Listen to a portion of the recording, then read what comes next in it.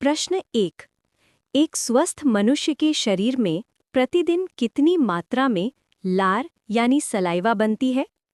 ए 0.5 से 1 litre, B 1.0 से 1.5 litre, सी 1.5 से 2.0 लीटर, डी 2.0 से 2.5 लीटर।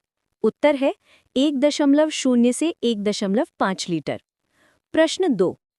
मनुष्य में मुख्य रूप से कितने प्रकार की लार ग्रंथियां पाई जाती हैं? ए 2 प्रकार की, बी 3 प्रकार की, सी 4 प्रकार की, डी 6 प्रकार की। उत्तर है 3 प्रकार की। प्रश्न 3। लार के संगठन में पानी की प्रतिशत मात्रा कितनी होती है? ए 90 से 92%, बी 94 से 95%, सी 98 से 99%, डी 100%। उत्तर है 98 से 99%। प्रश्न 4। उस ढक्कन-नुमा संरचना का नाम क्या है जो श्वास नली और भोजन नली के बीच स्थित होती है? ए ग्लॉटिस, बी एपिग्लॉटिस, सी लैरिंक्स, डी फेरिंक्स। उत्तर है एपिग्लॉटिस। प्रश्न 5। पीएच पैमाने पर 0 से 7 के बीच का मान रासायनिक रूप से क्या दर्शाता है? ए क्षार, बी लवण, सी उदासीन, डी अम्ल। उत्तर है अम्ल। प्रश्न 6। टाइलिन एंजाइम मंड यानी स्टार्च को रासायनिक रूप से किसमें परिवर्तित करता है? ए अमीनो अम्ल में, बी वसीय अम्ल में, सी ग्लूकोज या माल्टोज में, डी ग्लाइकोजन में। उत्तर है ग्लूकोज में। प्रश्न 7। मनुष्य के शरीर की सबसे बड़ी यानी बिगेस्ट लार ग्रंथि कौन सी है? ए सब मैंडिब्युलर ग्लैंड यानी अधोहनु, बी सबलिंगुअल ग्लैंड यानी अधोजिह्वा, सी पैरोटिड ग्लैंड यानी अधोकर्ण, डी थायरॉइड ग्लैंड। उत्तर है पैरोटिड ग्लैंड यानी अधोकर्ण लार ग्रंथि। प्रश्न 8। लार में उपस्थित लाइसोजाइम एंजाइम का मुख्य कार्य क्या है? ए भोजन को पचाना, बी मुख में जीवाणुओं को मारना, सी लार बनाना, डी दांतों को सफेद करना। उत्तर है मुख में जीवाणुओं को मारना यानी किल बैक्टीरिया। प्रश्न 9। ग्रास नली यानी ओएसोफेगस को सामान्य अंग्रेजी भाषा में और क्या कहते हैं? A wind pipe, B food pipe, C voice box, D air tube. उत्तर है फूड पाइप। प्रश्न 10। पीएच पैमाने पर कौन सा अंक उदासीन यानी न्यूट्रल स्थिति को दर्शाता है? ए 0, बी 7, सी 8, डी 14। उत्तर है बी 7। प्रश्न 11। चबाए गए भोजन और लार के मिश्रण को क्या कहा जाता है? ए काइम यानी चाइम, बी काइल यानी चाइल, सी लुगदी यानी बोलस, डी मल यानी स्टूल। उत्तर है लुगदी यानी बोलस। प्रश्न 12। मनुष्य के शरीर की सबसे छोटी यानी स्मॉलेस्ट लार ग्रंथि का नाम क्या है? A parotid gland, B sublingual gland, C submandibular gland, D pituitary gland. उत्तर है सबलिंगुअल ग्लैंड यानी अधोजिह्वा। प्रश्न 13। ग्रास नली में भोजन को नीचे उतारने के लिए होने वाली तरंग गति को क्या कहते हैं? ए विसरण, बी परासरण, सी क्रमानुकंचन, डी संवहन। उत्तर है क्रमानुकंचन गति। प्रश्न 14। टाइलिन एंजाइम मंड यानी स्टार्च को रासायनिक रूप से किस में परिवर्तित करता है? ए अमीनो अम्ल में, बी वसीय अम्ल में, सी ग्लूकोज या माल्टोज में, डी ग्लाइकोजन में। उत्तर है ग्लूकोज में। प्रश्न 15। वयस्क मानव में ग्रास नली यानी ओएसोफेगस की औसत लंबाई कितनी होती है?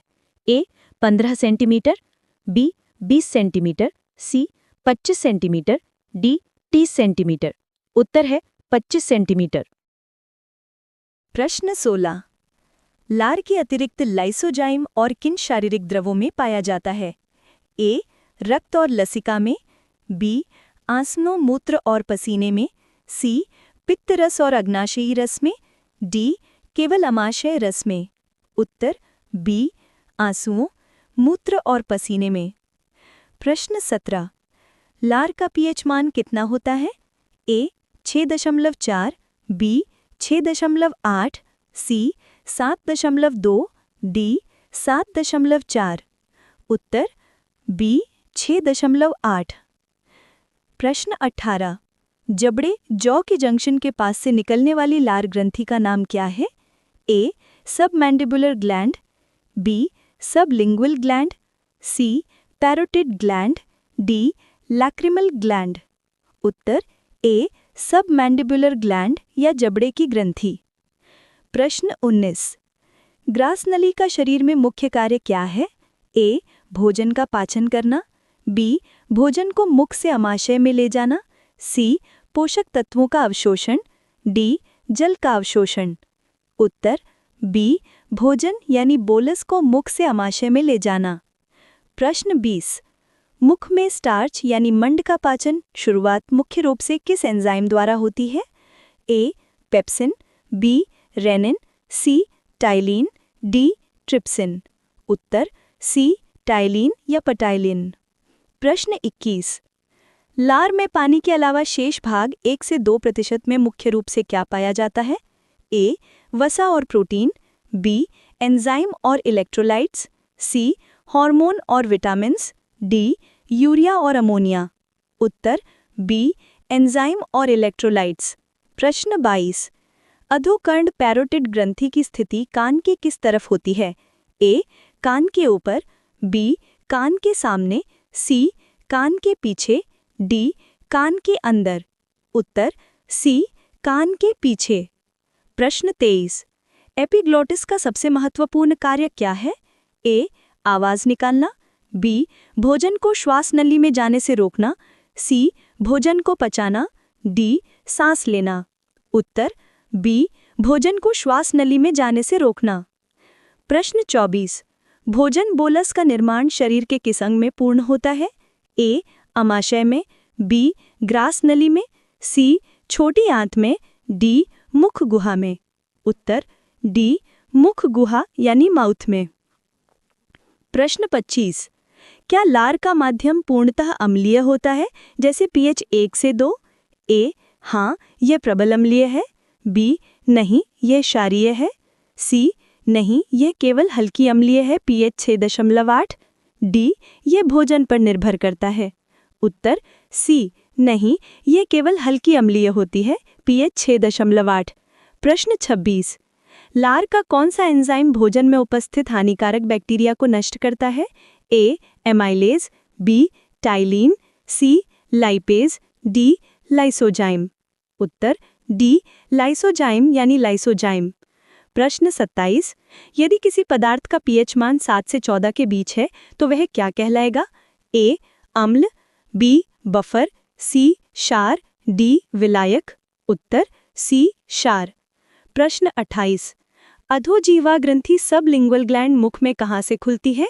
ए तालू के ऊपर, बी गालों के भीतर, सी जीभ के नीचे से, डी होठों के भीतरी भाग से। उत्तर सी जीभ के नीचे से। प्रश्न 29। टाइलिन एंजाइम भोजन के किस घटक का पाचन करता है? ए प्रोटीन, बी वसा, सी कार्बोहाइड्रेट, डी विटामिन। उत्तर सी कार्बोहाइड्रेट का। प्रश्न 30। सबमैंडिबुलर ग्लैंड की स्थिति कहाँ होती है? ए गालों में, बी जीभ के नीचे, सी जबड़े के पास, डी तालू के पास। प्रश्न 31। निम्न में से किस ग्रंथि का हिंदी नाम अधोजिह्वा है? A submandibular gland, B parotid gland, C sublingual gland, D submaxillary gland. उत्तर है सी सबलिंगुअल ग्लैंड। प्रश्न 32। यदि पसीने और आंसुओं में जीवाणुनाशक गुण हैं तो ये किस एंजाइम के कारण है? ए टाइलिन, बी लाइसोजाइम, सी माल्टेज, डी सुक्रेज। उत्तर है बी लाइसोजाइम।